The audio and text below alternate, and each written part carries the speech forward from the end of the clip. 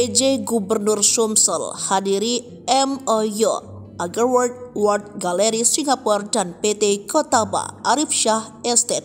Pemerintah Provinsi Sumatera Selatan, dalam hal ini Pejabat Gubernur Sumsel Dr. Andes Haji Al-Fatoni, MSI, dengan didampingi Asisten Bidang Pemerintahan dan Kesejahteraan Rakyat, Sekretariat Daerah Provinsi Sumsel Dr. Andes Haji Edward Chandra, MH, menghadiri serta menyaksikan penandatanganan Memorandum of Understanding dan penanaman pohon gaharu yang dilakukan oleh PT Gotama Arif Shah Estate.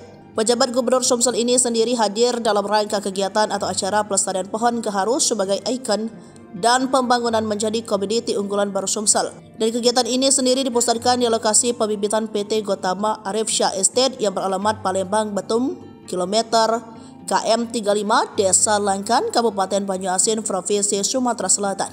Turut hadir dalam kegiatan ini Agarward World Gallery Singapura, Jeffrey Toh, Komisaris Utama PT Gotama Arif Shah Estate Banyuasin, Kepala Dinas Perumahan Rakyat dan Kawasan Permukiman Provinsi Sumsel, Kepala Dinas Perhubungan Provinsi Sumsel, Kepala Satuan Polisi Pamung Praja Provinsi Sumsel, Kepala Dinas Kehutanan Provinsi Sumsel, Kepala Dinas Komunikasi dan Informatika Provinsi Sumsel, Kepala Dinas Perlindungan Provinsi Sumsel, Kepala Taman Purbakala Kerajaan Sriwijaya, dan undangan lainnya. Pejabat Gubernur Sumsel Dr. Andes Haji Al-Fatoni, MSI, mengatakan pohon ini bakal sebagai ikon dan pengembangan menjadi komoditi unggulan baru di Sumsel di Desa Langkan, Kecamatan Banyuasin 3, Kabupaten Banyuasin, Provinsi Sumsel.